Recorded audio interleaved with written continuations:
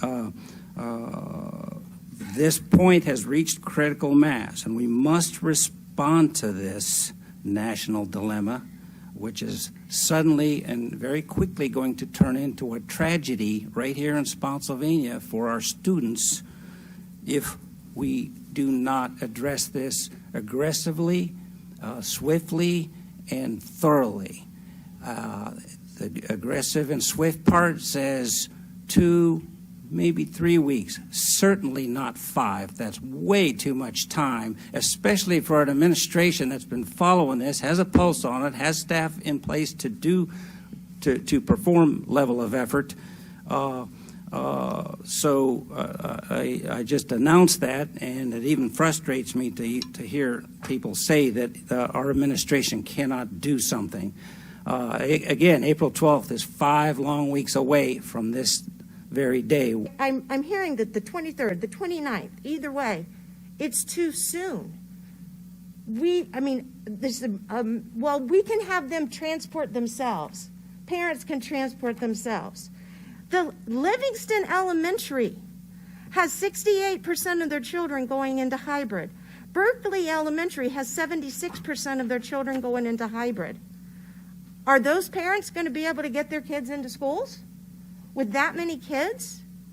Are they going to be able to transport their children in 2 weeks or 3 weeks?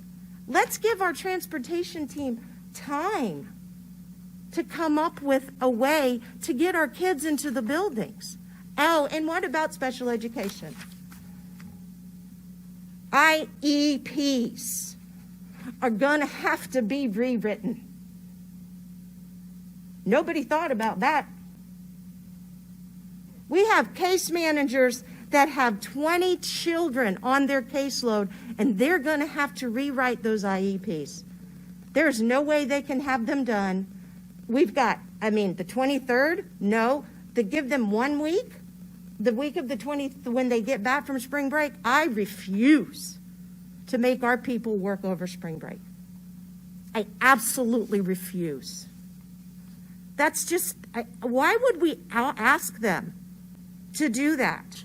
I, for one, would prefer that we take our time and do it right so we don't have to pull people back out instead of trying to knee-jerk a reaction that is premature. The bipolar ionization, for me, is critical. We had to fight for CARES money when we begged for it for months and months previously so that we could have these bipolar ionization installed earlier. And if we would have had the money and we would have installed the airflow, we probably could attend on the 23rd.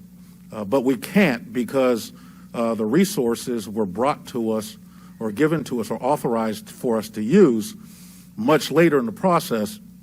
And I was chair at that particular time, and I know we had to struggle in order to get the resources in order to do that. For me, I have seen the negative impacts of the pandemic. I've seen the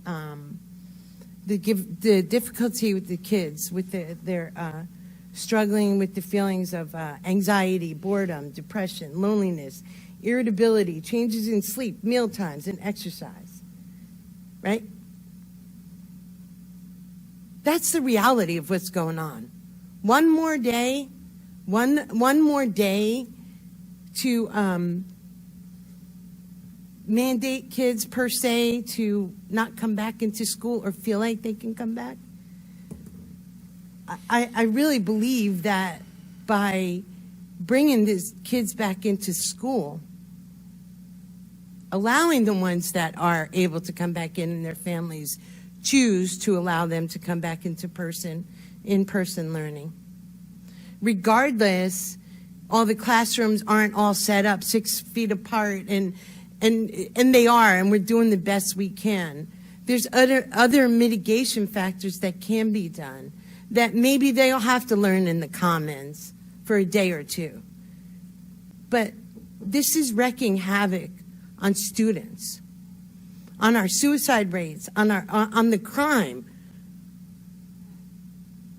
Because our students, why? Because of the boredom, the loneliness. This is the reality. This is the reality of where our students are. Is that what we're in the business? And there are already students going to school. We're in the education business field. And I totally understand safe. I understand that. But when you hear about the suicides and you have personal relationships with, and you're out in town and you get the pulse of the community, of the kids that are being admitted to Snowden and down in Petersburg, and who are out running the streets at 11 o'clock breaking into cars. Some taking their own life. Why? And I believe that every day that keeps going on, we're missing those kids at their mark. We're missing them.